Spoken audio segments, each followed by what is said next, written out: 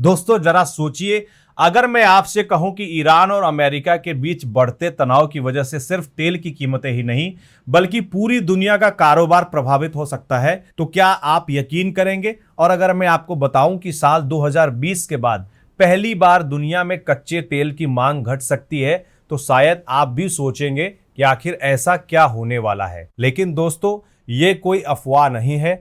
International energy agency यानी EIA ने खुद ऐसी चेतावनी जारी की है, जिसने पूरी दुनिया के निवेशकों, सरकारों और बड़े कारोबारियों की चिंता बढ़ा दी है।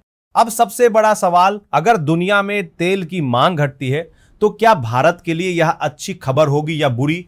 क्या पेट्रोल डीजल सस्ते होंगे?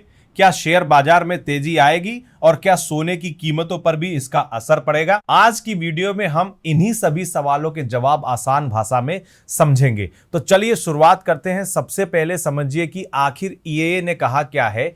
एजेंसी का अनुमान है कि अगले साल दुनिया में कच्चे तेल की मांग करीब 10 लाख बैरल प्रतिदिन कम हो सकती है। अब सुनने में यह सिर्फ एक आंकड़ा लगता है, लेकिन इसका महत्व बहुत बड़ा है, क्योंकि अगर ऐसा होता है तो कोरोना महामारी के बाद पहली बार पूरी दुनिया में तेल की मांग घटेगी, यानी दुनिया की अर्थव्यवस्था में एक बड़ा बदलाव देखने को मिल सकता है। लेकिन सवाल यह है, आखिर अचानक ऐसा क्यों हो रहा है?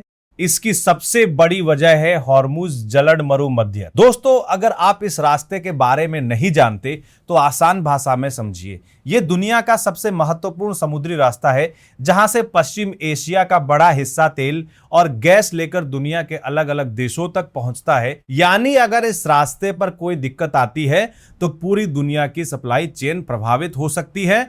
और फिलहाल यही चिंता सबसे ज्यादा बढ़ी हुई है। ईरान और अमेरिका के बीच बढ़ते तनाव की वजह से इस इलाके में कई जहाजों पर हमलों की खबरें सामने आई। इसके बाद हार्मुज से गुजरने वाले जहाजों की आवाजाही भी धीमी पड़ गई, यानी तेल की सप्लाई पर खतरा मंडराने लगा।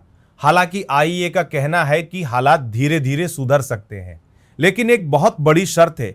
अगर युद्ध विराम बना रहता है, अगर हॉर्मुज से जहाज सामान्य तरीके से गुजरते रहते हैं, तभी बाजार में स्थिरता लौट सकती है। लेकिन अगर तनाव फिर बढ़ गया तो पूरी तस्वीर एक बार फिर बदल सकती है। अब दोस्तों, एक और दिलचस्प बात समझिए। आप सोच रहे होंगे कि अगर सप्लाई पर खतरा है तो फिर ईआईए मांग घटने की बात क्यों कर रहा है? दरअसल दुनिया के कई देशों में तेल का उत्पादन लगातार बढ़ रहा है। वहीं दूसरी तरफ पहले जितनी मांग की उम्मीद थी, अब उतनी मांग दिखाई नहीं दे रही। यानी आने वाले समय में बाजार में तेल की अतिरिक्त सप्लाई भी देखने को मिल सकती है। और अगर ऐसा हुआ तो कई देश अपने रणनीतिक तेल भंडार भी फिर से भरना शुरू कर सकते हैं। अब इसका असर कीमतों पर भी दिखने लगा है। रिपोर्ट आने के बाद अंतरराष्ट्रीय बाजार में ब्रेंट क्रूड करीब $76 प्रति बैरल के आसपास कारोबार करता दिखाई दिया। वही WTI क्रूड भी करीब $72 प्रति बैरल के आसपास बना रहा। यानी फिलहाल बाजार पूरी तरह घबराया हुआ नहीं है, लेकिन पूरी तरह निश्चिंत भी नहीं है। अब दोस्तों, सबसे बड़ा सवाल, अगर दुनिया में तेल की मांग घटती है तो भारत पर इसका क्या असर होगा? यही से कहानी हमारे लिए सबसे ज्यादा दिलचस्प हो जाती है। देखिए, भारत अपनी जरूरत का लगभग 85% कच्चा तेल विदेशों से खरीदता है। यानी अगर अंतरराष्ट्रीय बाजार में तेल सस्ता होता है तो सबसे पहले भारत का आयात बिल कम हो सकता है, सरकार का खर्च घट सकता है, विदेशी मुद्रा भंडार पर दबाव कम हो सकता है और इसका फायदा पूरी अर्थव्यवस्था को मिल सकता है।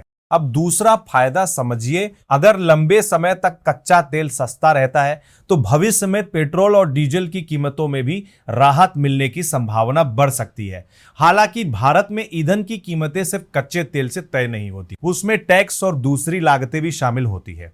लेकिन फिर भी सस्ता कच्चा तेल आम लोगों के लिए राहत की उम्मीद जरूर बढ़ा देता है। अब तीसरी सबसे बड़ी बात, महंगाई।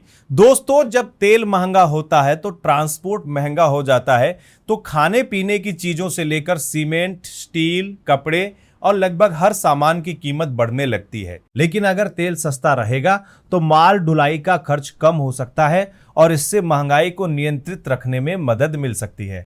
अब बात करते हैं शेयर बाजार की। अगर तेल की कीमतें नीचे रहती हैं तो कई कंपनियों को सीधा फायदा मिलता है। एयरलाइन कंपनियों का ईंधन खर्च कम हो जाता है, लॉजिस्टिक्स कंपनियों की लागत घटती है, पेंट और केमिकल कंपनियों का मार्जिन बेहतर हो सकता है, मैन्युफैक्चरिंग सेक्टर को भी राहत मिलती है। यानी ऐसे कई सेक्टर हैं जिनके लिए सस्ता तेल अच्छी खबर साबित हो सकता है। लेकिन दोस्तों, हर किसी के लिए यह अच्छी खबर नहीं है। सऊदी अरब, यूएई, कुवैत, इराक और रूस जैसे देशों की अर्थव्यवस्था काफी हद तक तेल पर निर्भर है। अगर तेल की कीमतें गिरती हैं और मांग भी कमजोर होती है तो इन देशों की कमाई पर दबाव बढ़ सकता है। उनकी नई परियोजनाओं और सरकारी खर्च पर भी असर पड़ सकता है। अब सबसे दिलचस्प सवाल, क्या तेल की मांग घटना दुनिया के लिए खतरे की घंटी है? इसका जवाब इतना आसान नहीं है। एक संभावना यह है कि दुनिया की अर्थव्यवस्था धीमी पड़ रही है, इसलिए ऊर्जा की मांग घट रही है। लेकिन दूसरी संभावना इससे बिल्कुल अलग है।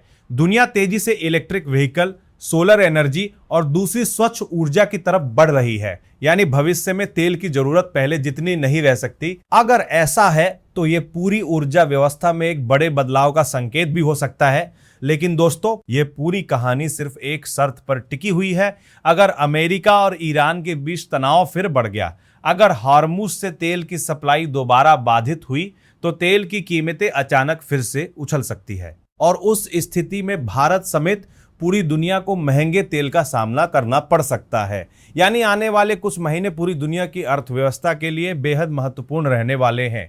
अब मैं आपसे जानना चाहता हूं, आपको क्या लगता है, क्या आने वाले समय में कच्चे तेल की कीमतें और गिरेंगी या फिर ईरान अमेरिका तनाव की वजह से दोबारा बड़ी तेजी देखने को मिलेगी? और अगर तेल सस्ता होता है तो सबसे ज्यादा फायदा किस सेक्टर को मिलेगा? अपनी राय नीचे कमेंट में जरूर बताइए। अगर आपको ये वीडियो पसंद आई हो तो इसे लाइक जरूर करें, अपने दोस्तों के साथ शेयर करें। और अगर आप चाहते हैं कि शेयर बाजार, कच्चे तेल, सोना और दुनिया की हर बड़ी बिजनेस अपडेट सबसे पहले आपको मिले तो टेकनेट इंडिया चैनल को सब्सक्राइब करके बेल आइकन जरूर दबा दीजिए।